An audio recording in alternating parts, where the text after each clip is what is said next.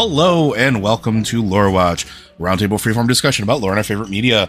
I'm your host, Joe Perez, one of several lore-focused folks from Blizzard Watch, and I've got my marvelous co-host with me today, Matt Rossi. How you doing today, Matt?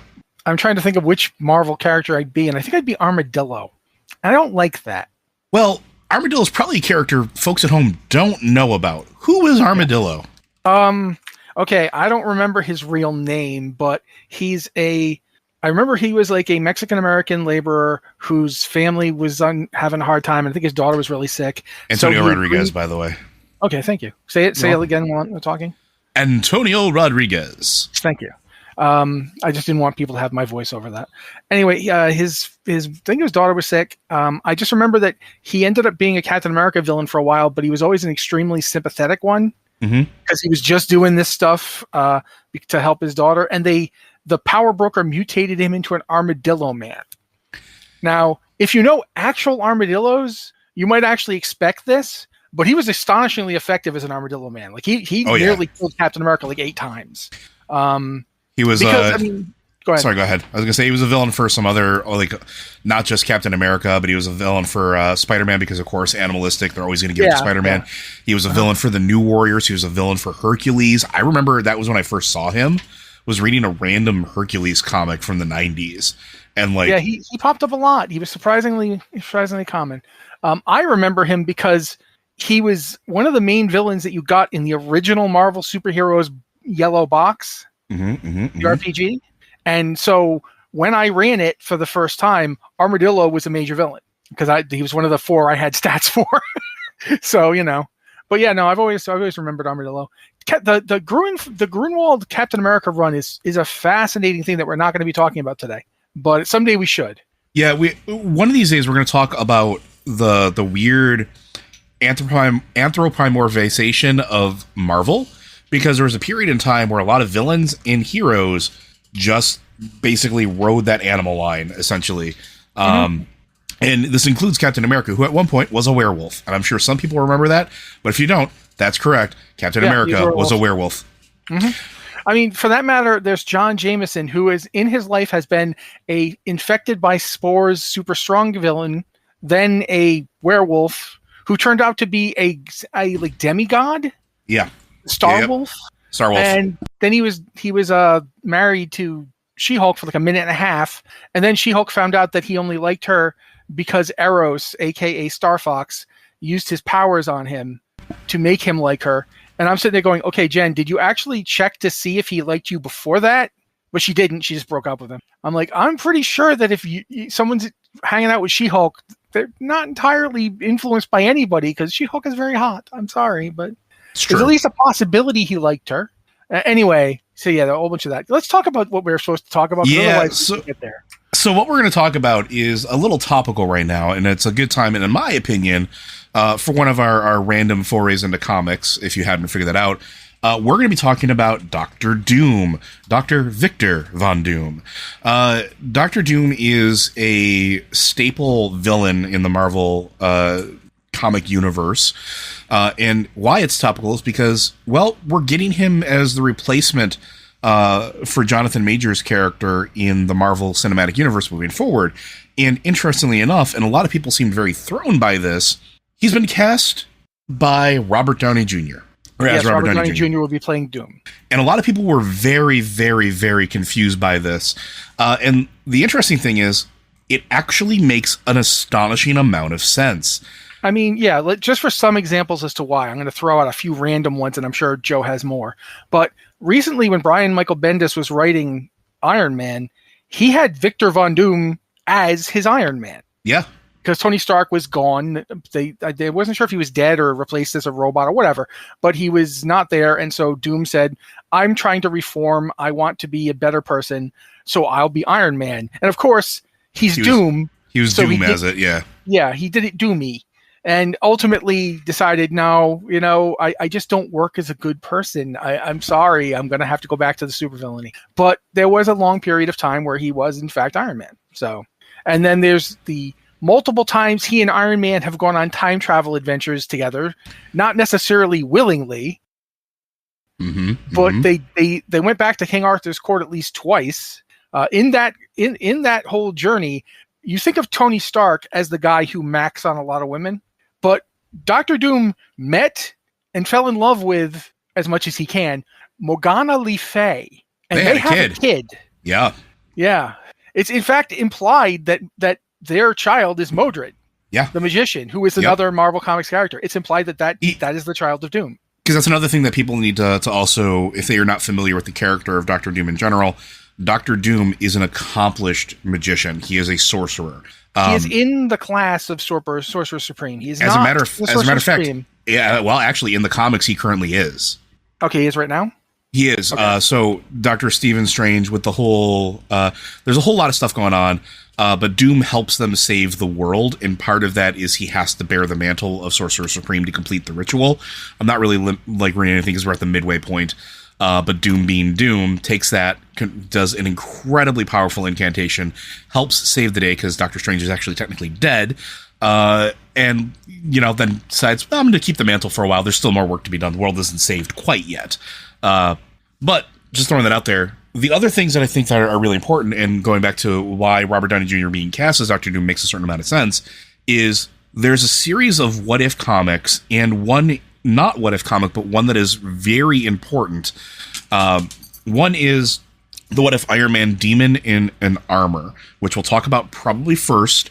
And then the other one is God Emperor Doom, which is Doom of Earth TRN 823, which leads directly into Secret Wars. And that's sort of really important. But yes. So let's start with the what if, because I think this is one of the more compelling stories that I think is forgotten by a lot of modern comic readers.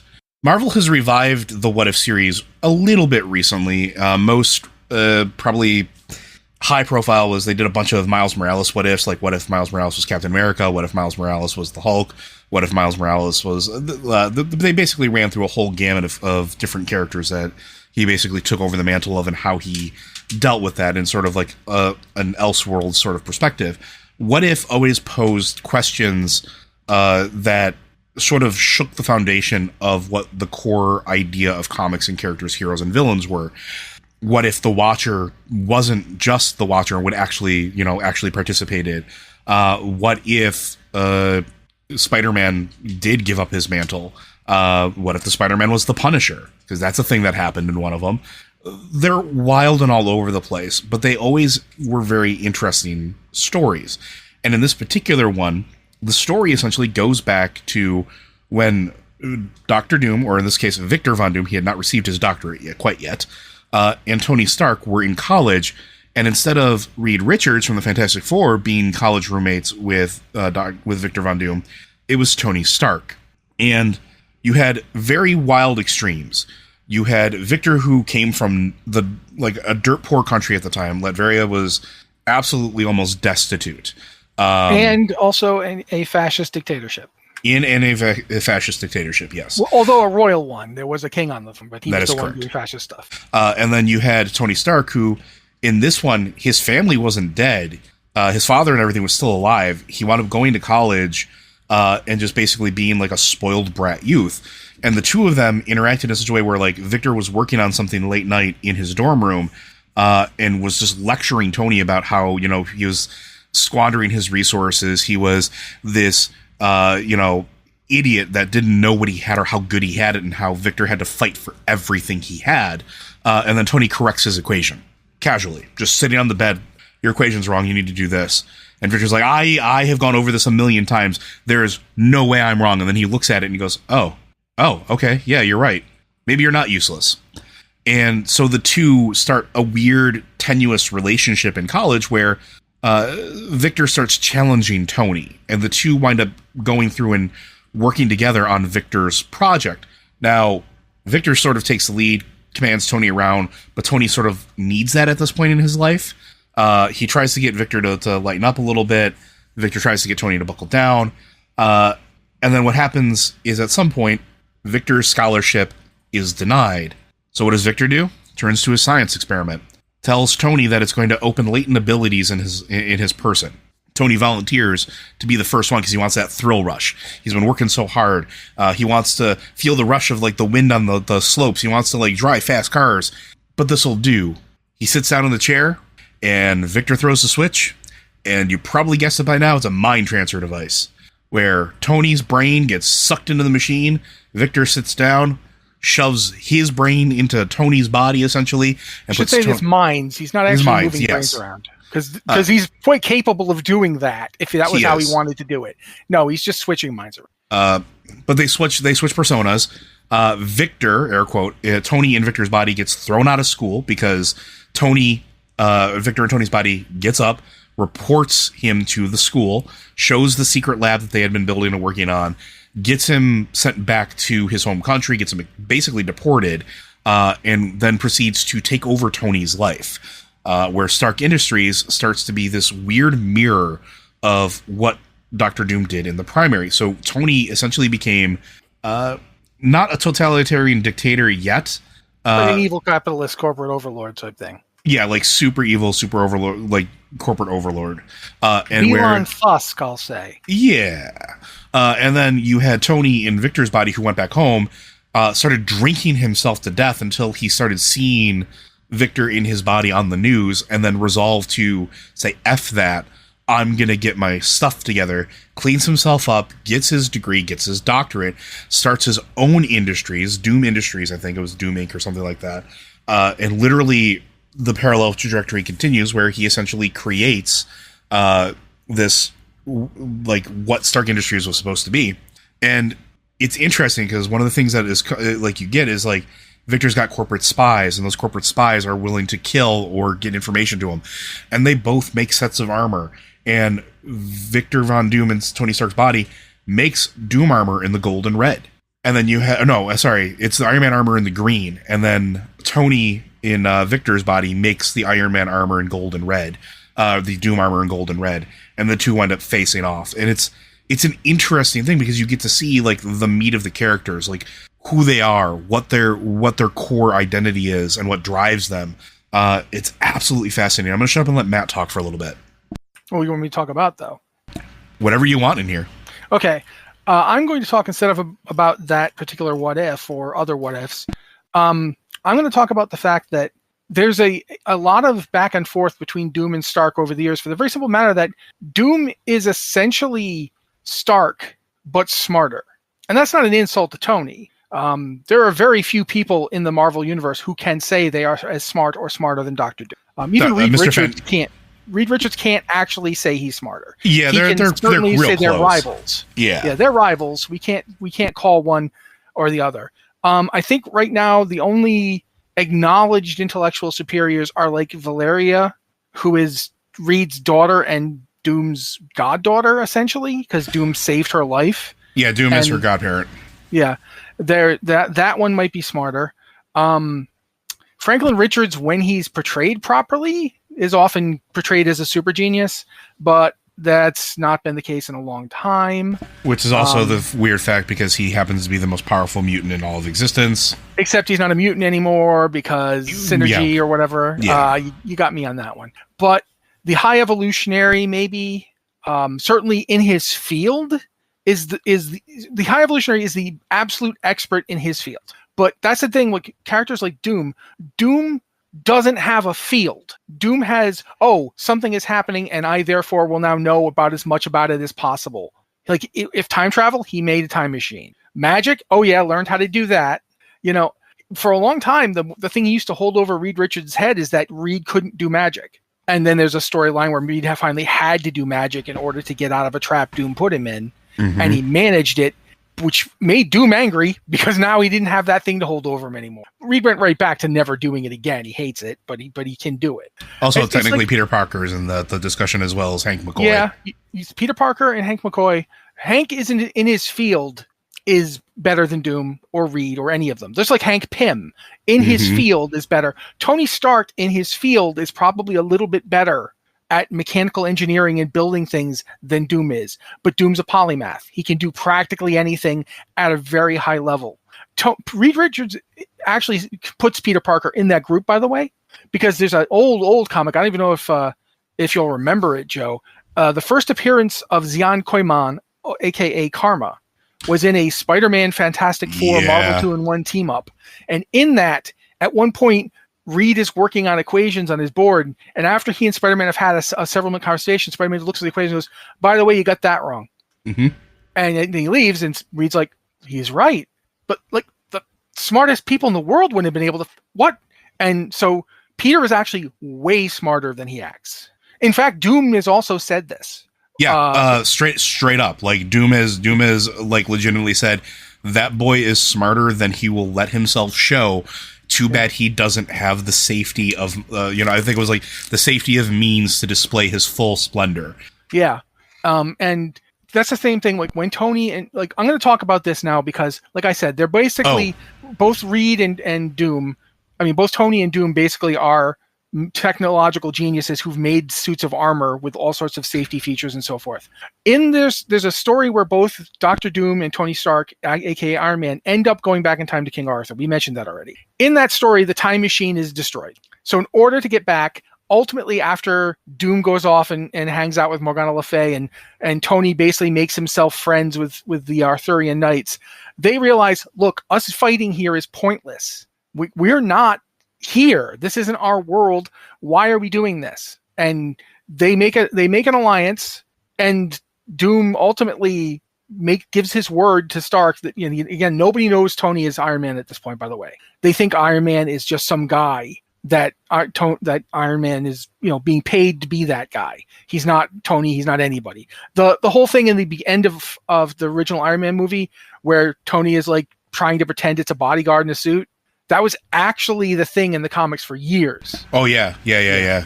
Nobody knew it was Tony. So it was a Batman scenario where like Bruce Wayne would still try to be the gallivanting playboy during the day and then be Batman at night. Tony was doing the exact same thing. Sometimes using holograms. Or, letting other people wear the suit. He let Happy Hogan wear it a few times. Rhodey did it a few times. Jim Rhodes wore it a lot. Actually, eventually he became Iron Man, but at the when point Tony was missing, that's a whole other thing. Yeah, the whole other thing. Back at this point, Doom and Stark are in the past trying to get back forward. They therefore have to cannibalize their armor because it's the only thing they've got that's got technology in it advanced enough for them to time travel. Like, it's not like they can make all the circuits and capacity. Like, it would take years. They'd have to make processes to make processes to make processes. So they're trying to shortcut it because they have to cannibalize their armor to do it. That's how they're trying to do it. As they're doing it, I keep saying Reed because it's Doom, and therefore I always think it's Reed. Tony's like looking at what they're doing. He goes, "My God, this is like the greatest mechanical engineering I've ever seen." And he's like straight up going, I cannot believe how good he is. And meanwhile, Doom is like, if all of Stark's underlings are this clever, the man himself must be a genius. Because it's not that he couldn't have found out that Tony Stark is Iron Man. It's that he doesn't care. Like, Doom doesn't care like who he's fighting. Like, it doesn't matter who they are. If he comes up with it, if he decides to destroy them, sure, he'll destroy them. But what purpose is there to destroy them? And I always loved that because it sums up Doom perfectly. Doom's major character flaw is the same one Hamlet displays. He doesn't want to just win. He has to win himself. He has to win through his own ability. Is he evil? Yes. Is he sometimes even a fascist? Yes. But is he going to prey on people's weaknesses? Yes. But he'll only do that if he does it. Whatever he does, whatever his plan is, he has to be behind it. I feel like we should actually do Doom's origin here, to at least just nuts and bolts. Yeah. So do you want to do it? Or do you want me to do it? Go ahead. Okay. To give you an idea who Viktor von Doom is, first we have to talk about Cynthia von Doom, who was a Romani who knew a bit about witchcraft and who lived in Latveria, where she met and married a Latvian man named, I think, Werner von Doom. Werner von Doom, yep. Yeah. They had a son, and both of them loved their son a great deal. However, the local monarch of Latveria didn't like Romani people. In fact, he hated them. In order to try and protect her people, his mother made a deal with Mephisto. Mm-hmm. You know who Mephisto is? If you don't, he's Marvel's Satan. He is the evil demon who wants things like your soul or your marriage or what have you. He all sorts of weird deals with this guy. he made a deal with her, which of course, because it's Mephisto, did not actually work out the way Cynthia had intended. She had made a deal to protect her son and her people, and at the cost of her life. Yeah, the cost of her life. And as a result, her son eventually had to flee Latveria because the royal family was trying to kill him and all the other Romani. And yeah, so and to be clear, he saw the death of his mother at the hands of Mephisto. This is important for later. Yes, he did. He absolutely saw it. So now knowing that magic is real, Doom approached his next step with the kind of customary lack of caution that he approaches everything. Yeah, so I think you're going here, but I think we have to talk about State University in New York, where he was... Empire State University. Someday we will possibly do an episode on that, because if you go there, you're you a hero are or a villain. Guaranteed to be a hero or a villain. There's like the superhero or supervillain quotient at Empire State University is extremely high. Let's just put it that way. Looking at you, Sasquatch. Anyway, but the interesting thing is, like, part of the experimentations that he winds up doing here, and I'll let Matt go back into this in a second, but I just want to point this out. He knows magic is real, so he's been trying to do the one thing that no other character really does in the Marvel Universe, and that's combine magic and technology. He's trying to find a way to harness it, in this case to exact revenge and free his mother's soul from hell. Because he knows that's where it is, he knows who he has to fight, and so he needs any edge he can get. And if a million sorcerer supremes throughout the history of the world, and all these magicians and angels and other cosmic entities have not been able to kill Mephisto, he's got to find a different way. And so he starts combining them with technology, which will come into later when he starts forging his armor. Yes. So at the time, a couple of other people who are somewhat famous in the Marvel Universe are also going to Empire State University around the time he is. And one of them is Reed Richards. The other is Benjamin Grimm. Ben Grimm can't stand Viktor von Doom immediately upon meeting him. He recognizes that this is an arrogant, a man absolutely full of contempt for his fellow men. He does not like anybody. He sizes them up immediately. Yeah, he views everyone as inferior. So Ben's like, F this guy. But Reed is like, but he's smart. Like, I can actually have conversations with him about the space-time continuum. We can talk about math. And he tries to, and Doom is like, I have no time for this. I'm busy. Go do whatever you... because Doom is trying to build a device to allow him to beat up the devil. You know, he's busy. For some extra context, later on there's a thing with the Ghost Rider and the Devil Forces that make the various different Ghost Riders, that the organization of the US government that is doing this is using Dr. Doom's technology to harness this power and put it into soldiers. Just throwing that out there. Yeah. The thing is that Doom has made the device. He has built it. Richards has seen it, and Richards has seen his calculations for it. And Richards tells him, you made a math error. This is the difference between the what if and the real universe. Yeah. Because in the real universe, this is what happens. Go ahead. Doom is like, I don't make math errors, get the hell out. Then he puts the helmet on of the device that he's making, and he activates it. And sure enough, he punches a hole in reality. He does it, and then the machine explodes in his face. Now, this is a part where things get a little weird, because certain comic creators have posited one thing, others posited something else, and it's never been confirmed which it is. Yeah, there's two versions of how he got his scars, right? Yeah. Either he has completely ruined his face by doing this. He's completely scarred it up, and he leaves in disgrace. They're like, your device, no one told you could build that.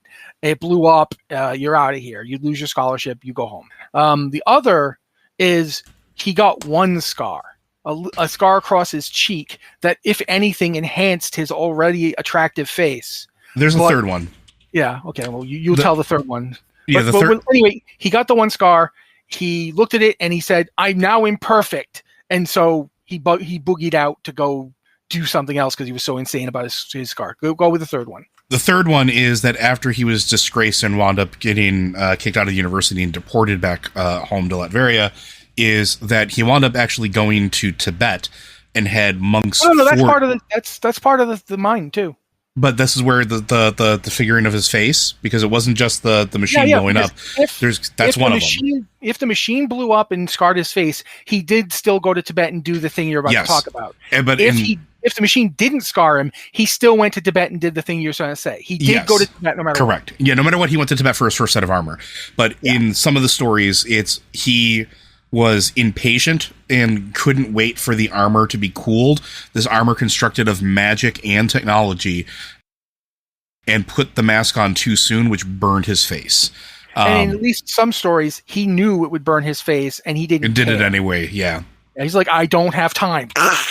He did it to bond with the armor at one point. Like, there's a bunch of different gray areas, but that's the rough thing there. So the first time Doom shows up in a comics appearance, the first time we actually see Doom, he decides to try to kill the Fantastic Four by cutting the Baxter Building's connection with gravity and firing the thing into space. And it worked. He just didn't successfully kill them. They figured out a way to get the thing to come back down. They survived. They fought it. Turns out a group of heroes, one being a certifiable super genius, and one being one of the best pilots in the Marvel universe, leads to some very interesting things. I think Thing was very, very instrumental in getting that back down, because he basically flew that building like a ship. The Thing was actually much smarter than anyone thought. Oh, yeah. Quite frankly, people constantly treat Ben like he's a moron, but he's not. He's actually very smart. He's just, when you hang out with Reed Richards all the time, people are like, well, you're just smart. He's like I get it. But yeah, they got it down. And then this began Doom's habit of, he would do these incredibly elaborate plans, forcing people into doing things for him, that even if they succeeded at evading what he wanted them to do, they did something else he wanted them to do. In fact, before Gargoyles, when the character of David Xanatos came up with the concept of the Xanatos Gambit, Doom was doing that since 1966. Yeah.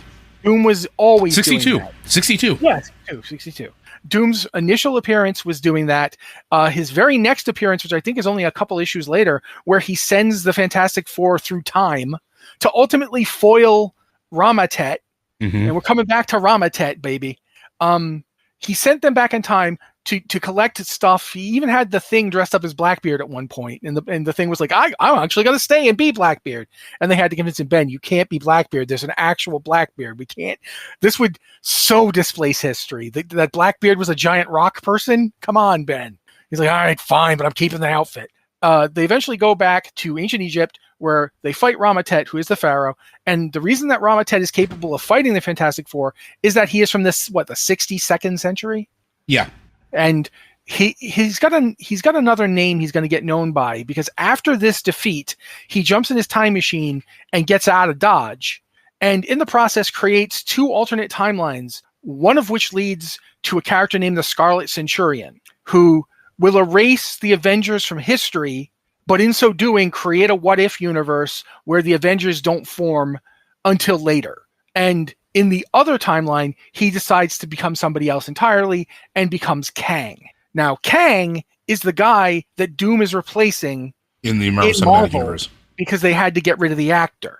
And it's very fitting that Doom should replace Kang, because Doom effectively creates Kang in the comics. But more importantly, at one point, Doom and Kang have a confrontation, and Kang is like, maybe you're me. And Doom is like, well, first off, no, you're an idiot.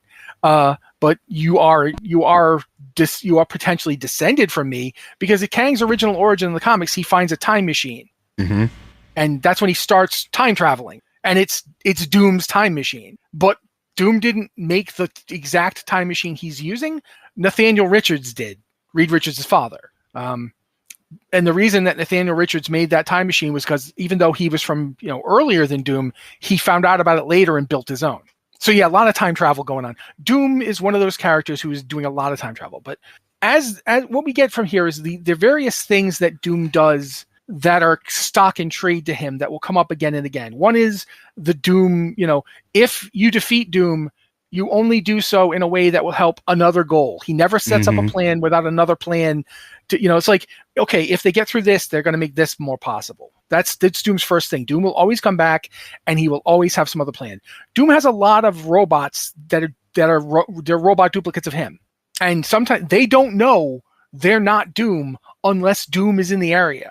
Like when Doom isn't there, he takes over them remotely. Yeah, when Doom isn't there, the Doombots think they are Doom and act as Doom would. And when they fail to do that, there's a funny scene in an X-Men comic It's actually not an X-Men comic. It's in a Fantastic Four comic after an X-Men comic. In the X-Men comic, Arcade, the villain, lights a match off Doom's armor.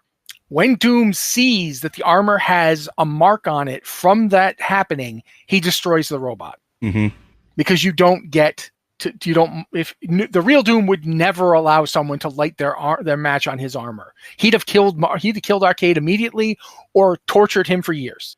So that's another thing about Doom. Doom will not allow you to slight him. The other thing that comes up, though, as we're going on with Doom, one of the things that's absolutely true is Doom will always keep his word, but he will keep his word exactly. For example, the thing that Joe was telling you about before about Dr. Doom and Doctor Strange, where Doctor Strange makes him Sorcerer Supreme, Doom said, I will give up the power when the world is saved. He did not say, from this vampire thing. He said, when the world is saved. And that means by his decision of what it means to be saved. And the thing is that in a lot of stories, there's a story where Doom is judged by the Panther God. The Black Panther's Panther God. And Bast allows Doom to proceed. And Panther's like, what? He goes, you don't understand. Bast's like, look, you don't understand. In his soul, he has never done anything wrong. He believes everything he's doing is for the preservation of the world, of the universe. He is, as far as I can tell, being a god who only deals in true archetypes of the soul, he is completely justified in all his actions. Like, Doom is evil. Absolutely. There's no questioning. He does some horrible, monstrous things, but he never does anything just because he thinks it would be fun. There's always a purpose. Yeah. There's not only always a purpose. Doom is not cruel. Even when he's trying to get revenge on Richards, he's trying to get revenge on Richards because of a deep emotional scar inside him. But also in a weird way, and Doom admits this is the closest to friendship Doom can get. Which is why he's, the godfather of one of their children. Yeah, Doom doesn't really want to kill them. He wants to prove that he's better, but he doesn't want him dead because killing Richards would be easy. He doesn't want to kill him. He wants him to admit that Doom is his better. In a weird sort of way, they almost have a brotherly relationship, including the fact that Doom might actually be his brother. That's a whole other complicated thing. Yeah, but one of the things that's out there is that Nathaniel Richards may have gone back in time and replaced Werner von Doom in siring Viktor von Doom. So Doom might actually not even be Werner von Doom's son. He might be a Richards. But all of that aside, these are the things we see over and over again with Doom. Incredibly intelligent and across multiple fields. The most arrogant human being alive in a world full of astonishingly arrogant superhuman beings. And Doom, like Tony, has absolutely no powers. So when you're looking at characters... Well, aside from magic. Magic isn't a power, though. Magic is a skill set he's learned. And to be fair, how often does he really use it? He uses it for special occasions. This becoming Sorcerer Supreme thing, he's tried it once before. And he tried it intending to lose. Okay, and should we talk about that? Yeah, go ahead. All right. There's a really important graphic novel that Doom is one of the two main stars of, the other being Doctor Strange. And it's called Triumph and Tragedy. Or is it Triumph and Torment? I don't remember. It's one of those. I think it's Triumph and Torment, I think. Yeah. In it, the aged Genghis, who is the oldest and very powerful but completely demented wizard, calls Doctor Strange up and says, look, yeah, you're the Sorcerer Supreme of this reality, but you're not Sorcerer Supreme of Earth. Every world in this universe has the right to its own Sorcerer Supreme. And Strange is like, okay, I'm not really sure why this matters, but I respect you, Aged One. So okay, I'll do the thing that you're telling me to do. By the way, why are you talking clearly right now? And the Aged Genghis is like, oh, because the Vishanti are possessed me. Did I mention the Vishanti want you to do this? Oh, okay, yeah, the Vishanti want you to do this. Oh, so you're not sane. Okay, gotcha. So he sets up the encounter that he has to do, where all the greatest magicians in the world, and specifically Earthborn ones, come to this temple to see who should be the Sorcerer Supreme of Earth. As Doom shows up, Doom's one of the ones who shows up, and as he shows up, one of the things that they're having various arcane duels to determine who should be up there. Doom wins, despite some of these people having trained way longer than him.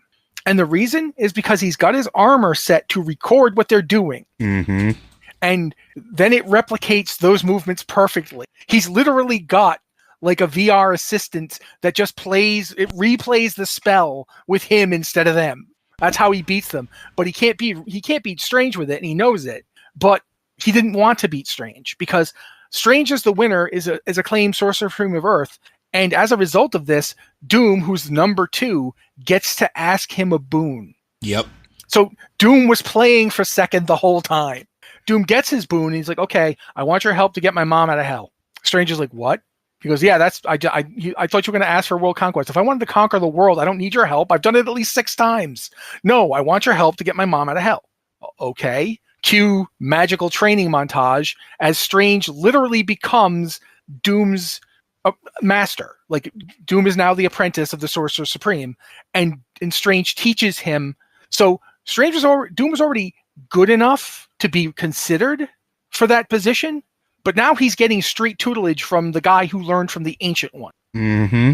And so they do a whole bunch of that. Finally, they go into hell to get Cynthia Von Doom's soul out.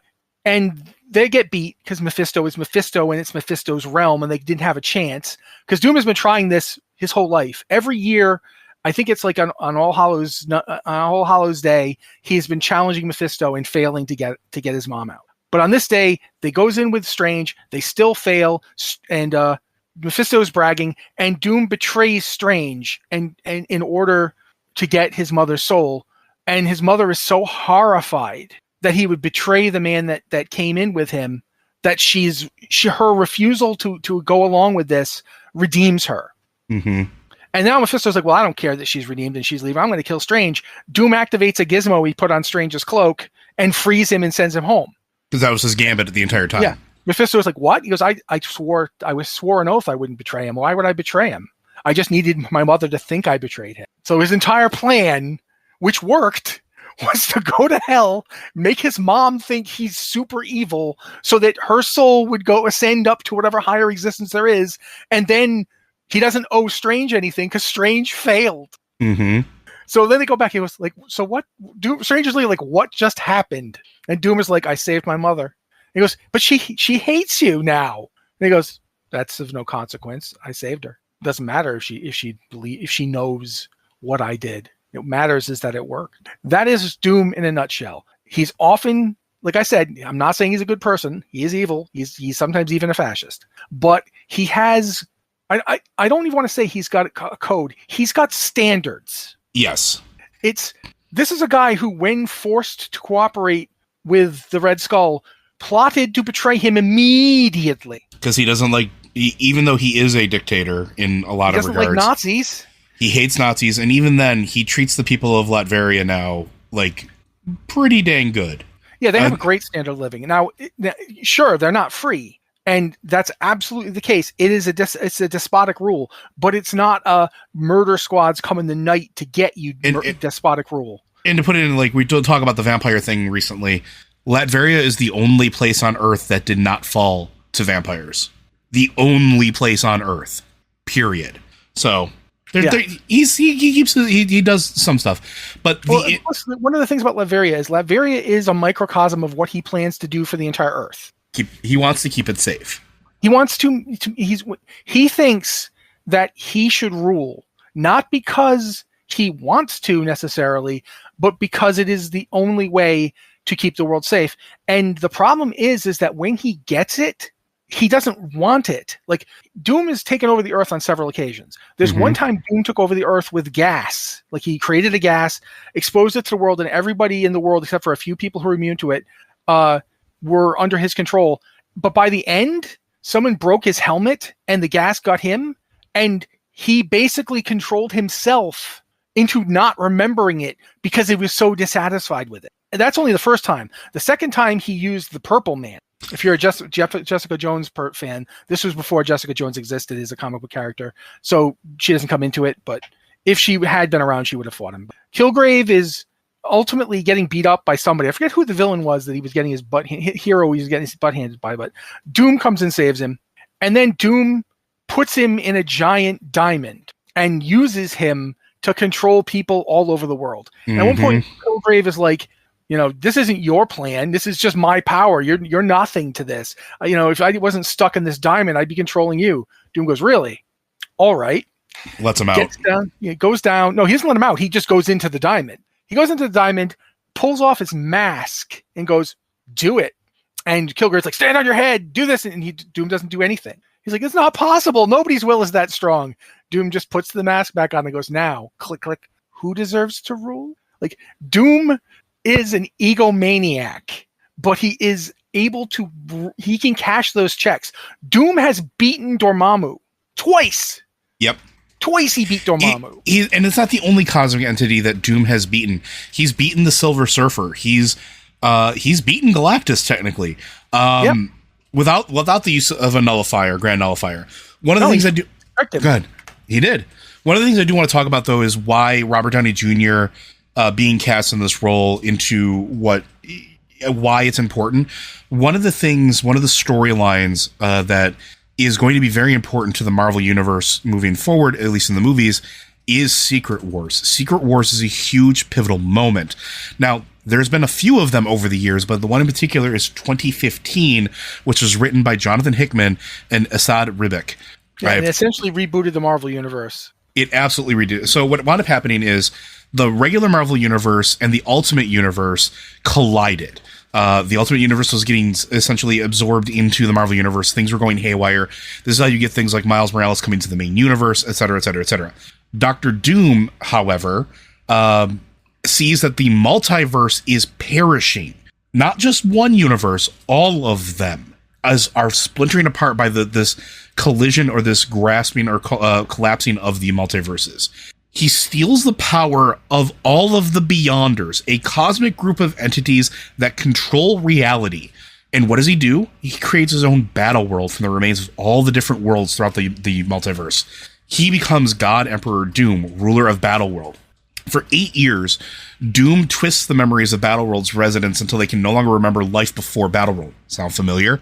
He rules alongside his sheriff, Doctor Strange, and replaces Reed Richards by marrying Sue Storm and becoming father of Franklin and Valeria.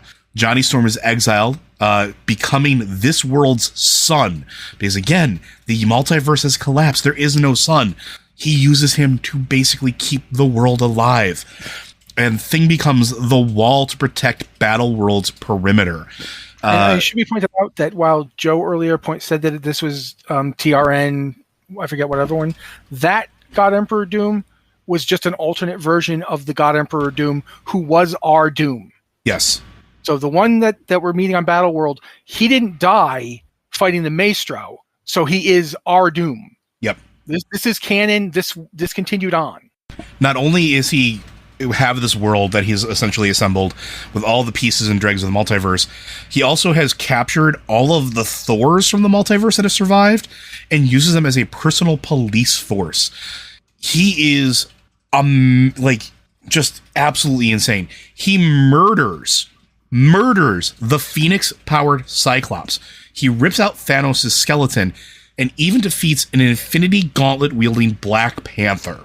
Yeah, but that fight at least goes a while. It does. But the thing is that as powerful as the Infinity Gauntlet is, it really only works in certain realities. Yes, and because this is a splintered section of multiple realities, it gets really wonky. Yeah. I mean, there's a really great JLA Avengers story where at one point Darkseid has the Infinity Gauntlet. He's like, this thing doesn't work. It throws it away. But in the comics, the only way that they were able to defeat him is by all of the heroes essentially throwing themselves at him and Thanos and every villain that survived, everybody essentially that was left alive, to give time for Molecule Man, a character often forgotten about in the comics, to strip some of Doom's power away, get rid of some of his cosmic power in order for Reed to basically do the final blow. And the thing is that Reed ultimately didn't beat him by beating him. No. Reed beat him by saying, look, with all the power you had, look at this small thing you did. Mm-hmm. You just made this tiny little world and ruled it like, your problem is that you think small, that you want things to be under control, that you're desperate for safety. In your heart, you're a child crying out. In his heart, he's freaking Batman. Yeah. Dr. Doom is Batman if Batman didn't retain empathy. Now, I will say this. Batman's got a boatload of empathy. Batman cares about people. This is why his villains stay alive. Yeah, Batman loves the people you think he hates. Like everyone thinks Batman and Superman hate each other. No, Batman loves that guy. He's so happy that Superman exists, that there's this beacon of hope. He just knows he can't be that. But he wants there to be that. Of course I want that for children. Why shouldn't they have this figure that they believe will come save them? Absolutely they should have it. That's Batman. Doom is, no, that figure can't exist, and I will destroy it and replace it with myself. Doom is, and that's the thing. That's how Richards beat him. But that's how also, that's, in a way, that is how Tony Stark and Doom are very similar. And which is important here because the continuation of the story after Secret Wars is exactly what Matt was talking about earlier. Mm-hmm. So it picks up an infamous Iron Man, which is written by Brian Michael Bendis and Alex Maleev, where they basically, Dr. Doom reads words hit him in a way that they haven't at any point in time. And so what does he try to do is he tries to take on the Iron Man mantle with a special armor that allows him to employ both magic and science on a path of redemption. It's a very interesting read, and it gives you a very, like we talked about the complexity of his character. This is really a window into that. And honestly, I really recommend reading the 2015 Secret Wars and reading Infamous Iron Man, because it is this uphill battle as Doom essentially tries to relearn empathy, right? He tries to relearn what it is to like put himself as these heroes. Like, at first he's pretending to be, but he's very conflicted by it because it's not easy for him. He's not used to things not being easy for him. Because he has literally never had to, like, the only time he ever had to struggle at things when he was attempting to do stuff like rewrite the laws of physics or create magic science hybrids or, you know, fight godlike beings and create a world to keep reality safe. That's the kind of stuff he expects to work at. Figuring out how to talk to a child when you're like pulling it out of a burning building. Why is this thing yelling at me? Why is it getting water on me? Mm-hmm. You know, and it's just that it is really interesting. But the interesting thing here is now going to why this is sort of important for the movies moving forward is you have Robert Downey Jr., who, let's be honest, he was always Iron Man, and I think he's going to knock it out of the park as Dr. Doom. I think he's going to be great as the villain because I think he's very used to like being not just playing, but being a complicated person. He understands living through that darkness, trying to find the light, right? Yes, absolutely. Without going too much into Robert Downey Jr.'s life, if you go look at it, you see a whole lot of struggle with his own internal world. And it is amazing to me to think about sometimes that Robert Downey Jr. was nominated for an Oscar for his movie about Charlie Chaplin when he was like in his 20s. By his 30s, he had destroyed his career. And mostly his life. Yeah, and mostly his life. And so this is a person who came back from that sort of thing. There's a lot more to Downey than, you know, the Tony Stark-like aspects. The thing about Tony Stark is somebody who plays a role. It's very similar to the line, you know, someone who, you know, the pain, you don't understand the pain of a man will go through. They will, you know, become a beast to escape the pain of a man. Mm-hmm. That's kind of what Tony was. He was a playboy, philanthropist, alcoholic. He was playing these roles because it was better than hurting all the time. Doom never stopped to think about the fact that he was living in continuous pain, that his mother was dead, that his people were getting tortured and destroyed, that he was exiled from home, that his first attempt to save his mother ended in humiliating failure and saw him kicked out of school. You know, he never stopped. He just kept going. He stuck a red hot iron mask on his face. Whether or not his face was already scarred is immaterial. It was red hot. It burned him. And he put it on his face anyway because he didn't stop to think about what he was doing. He just kept doing it. I think there's a lot to this. So anyone who's ever been an addict, and I am talking right now about myself because I'm an addict, knows what it's like to be in the addiction. And Doom was in his addiction. That his addiction was being right. He was addicted to it. He is addicted to it. He will never believe he's not right. Mm-hmm. And that's the core. I'm very interested to seeing how Downey does. If you saw his role in Oppenheimer, you know that Robert Downey Jr. can go all sorts of directions. So yeah, I'm real interested in this. And there's also more to it that's kind of important timing as well. And it makes perfect sense for a lot of people that were confused about it. What we just talked about with the Secret Wars, with the universe, the multiverse collapsing, that is primed to happen right now in the Marvel Universe. With the movies that have recently come out, Doctor Strange 2, The Multiverse of Madness, to dealing with the Darkhold, dealing with the multiverse, with the third Spider-Man movie showing the multiverse from that perspective, from even the Marvels, which honestly, give it a watch and at the very least stay for the after credits, sets that up. And so does the new Deadpool movie, because what we're getting at is essentially a rebirth of that universe. We're getting to a collapse. And giving Doom the reins, which is what they always were intending to do, was with Jonathan Majors as Krang. Kang, not Krang. Kang. Yeah. But giving it to Kang, instead giving it to Dr. Doom, makes more sense in the long run. It is the kind of thing Doom would do to steal Kang's plan. Like in the middle of Kang doing it, Doom would go yoink. Yeah, and I wouldn't be surprised if we get like an off-screen like reference to the multiversal death of Kang or something like that, or the imprisonment of Kang in the multiverse by the hands of Doom, right? Like it's going to be important because it sets up essentially fixing the cinematic universe. One of the problems that I think people have had over the last few years, and we've talked about this at least on this podcast and on I think on the main show as well in the pre-shows, people are fatigued with Marvel. It's been a just constant flood of movies and content, no matter where you go, whether it's TV shows, comic books, everything. It needs a reset at this point, not only because Disney bought Fox, Disney bought Fox.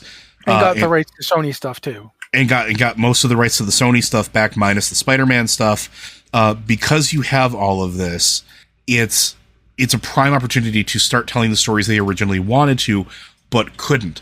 We can finally start to have mutants and X-Men again. We can finally start to have things like maybe something that doesn't completely destroy the Inhumans. And it's all been building up to being able to basically tell those stories in the way that they always wanted to give us something, I don't want to say cleaner, but more close to the original vision. And I think that's really cool. And the fact that Robert Downey Jr. gets to be probably the greatest villain in Marvel history, because Dr. Doom really is that villain. Even when he's an anti-hero, he's still the best villain you will ever see. It's certainly the best Marvel villain, yeah. So I'm excited to see how that goes. I'm excited to see his take on it. And I wouldn't be surprised if it turns out that they I don't want to say glad hand it, but they explain it away as he is a Tony Stark variant, or he's from that What If, that he took Tony Stark's body, that he is Dr. Doom in Tony Stark's body. Yeah, some people are hinting that they think that's going to be it. Some people think it's going to even be that. Oh God, I can't remember. They thought it was specifically going to be the Ultimates. Know the new that's something we should mention. The current Ultimates run, which is very good, by the way. Very, very comes good. From the idea that the original Ultimate Universe had a Reed Richards who went evil. Called the Master. Yeah. And in my opinion, by the way, reading those comics, that dude was justified. Those people were horrible to him. Yes. But he went evil. He started using his elasticity powers to do stuff like stretch his brain to give himself more brain space. And it sort of drove him crazy because, there was more brain, but it was like, stretched out. Changing the shape of brain structures does change how you think. So he went crazy. He started doing a lot of evil stuff. He got really badly hurt. He killed his universe's Viktor von Doom. And then the Ultimate Universe got destroyed in Secret Wars. And so the Maker is one of those people. This alternate evil Reed Richards is one of those people who didn't get destroyed when his universe got destroyed, which is why he went to Miles Morales and said, look, you and I are the only real survivors of that universe. I mean, I know that there's another universe out there now that thinks it's that universe, but you and I both know it's not. We are the only ones who lived through this. I'm going to get back there. I'm going to find a way. I'm offering to bring you with me because we're the two survivors. And Miles is like, look, you're a maniac and I don't want to help you or go anywhere with you. And he's like, I understand. You're right. I, however, felt that I had to offer you. And then he does find a way back to that universe, and he basically stomps on it. One of the things he does is he prevents every major superhero from either coming into existence or makes them his allies. Yeah, so like Spider-Man doesn't get bitten by the radioactive spider. Instead, he grows up to marry Mary Jane and have kids. In that universe's Doctor Doom is the original Reed Richards from that universe. And he eventually dies, and Tony Stark becomes him. Tony Stark is considered the greatest villain in the Ultimates universe. They think he's the one responsible because the group of people that was working with the Reed Richards maker, Reed Richards, are still out there, and they're still trying to control the world. Mm-hmm. And they've made Tony Stark into Doom to try and slander him and destroy him. Some people think that's going to come into this. Which is entirely possible as well, because in the Ultimate Universe, that Tony Stark, who gets fed information about the 616 universe, starts correcting some of the problems. Yes, he makes Spider-Man, for one thing. Yeah, he gives Spider-Man the choice. He doesn't make him. He shows up and he gives him the choice. He's like, it's like a little sphere. In this sphere is a radioactive spider. It was supposed to have bitten you and given you powers. You were supposed to be a hero, but it's your choice, because I'm not going to lie to you. Bad stuff happens. There's a trade-off here, and you have to be aware of it. But if you do use it, we'll come find you. If you don't, self-destruct or whatever. I forgot what the exact word was. Yeah. And it's where you get Old Man Peter, who says he's old man. He's younger than you are. He's younger than I am now, but I mean Old Man Peter in terms of when he gets his power. Yeah, he's literally a guy in his 30s. It's just like I'm sitting here in my 50s going, no one's brought me my spider yet. But it's just this thing where it's an exciting time, at least for me, because Doctor Doom is an important Marvel character, not just for the Fantastic Four, for the universe as a whole. Oh yeah, and oftentimes if you want to imply something is a big deal, and even if another person is the villain of that story, Doom has to respond. Like the original Infinity Gauntlet story, where Thanos essentially becomes a god using the Infinity Gauntlet, Doom already has a plan. If the heroes didn't succeed, he had something. Yep. You see in the Infinity Crusade, he literally is going around figuring out, he's studying cosmic cube variants and the various soul gems to make his own shield against reality alteration, which he has since created. During the original Secret Wars, Doom is the one who takes the power of the Beyonder and becomes a cosmic being more powerful than Galactus. Doom is like always out there doing something weird. Even if it's not his story, you can't ignore Doom. Yeah, and I think moving forward, we're going to see how important it is, and I'm excited to see what variations they go with, or what they go with, how they bring this to life. I think it's going to be incredibly interesting. Yeah, I would love to see if they decided to make Doom a variant of Tony Stark. That would be hilarious. It would be, because I mean, think of all the interactions he'd have with all the Avengers and everything else. Who would be like, Tony, you're back, and like, or him and Pepper Potts. Woo! Yeah. But I think that explains a lot of Doom and why it's in some of his important storylines, why he's important to the Marvel universe in general, and what we have to look forward to. We could sit here and talk about this for forever. All the storylines that he's intertwined with, all the characters that he's been a thorn in their side, because it is not a small list. But that's why when people are very excited about Robert Downey Jr. playing this role, it's not erasing his time as Iron Man. It's a reset of the universe. And it's going to be a very important time for the Marvel Cinematic Universe in general. But with that, folks, Blizzard Watch is made possible due to the generous contributions of patreon.com/BlizzardWatch. Your continued support means that this site, podcast, and community is able to thrive and grow. Blizzard Watch supporters enjoy exclusive benefits like early access to the podcast, a better chance at having your question answered on our podcast with a Q&A and ads-free site experience. If you have questions for this or any of our podcasts, be sure to send those in to podcast@blizzardwatch.com. Specify the show that it is for, as well as any special pronunciation of your name. If you want to send us questions on Discord, we have the Q and Podcast Questions channel. You can submit those there. And for Patreon supporters, we have the Patreon Q and Podcast Questions channel, where we tend to look for first, is a way of saying thank you for helping us keep the lights on. But with that, folks, we'll see you next week.